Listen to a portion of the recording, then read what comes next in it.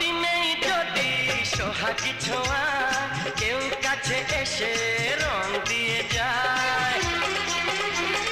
ক্ষতি নেই যদি সোহাগী ছোঁয়া কেউ কাছে এসে রং দিয়ে যায়।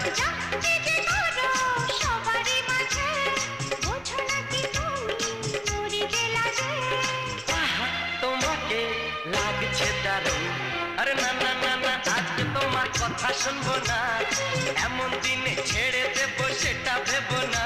না না যতই বলো তুমি পার পাবে না, না না যতই বলো তুমি পার পাবে না।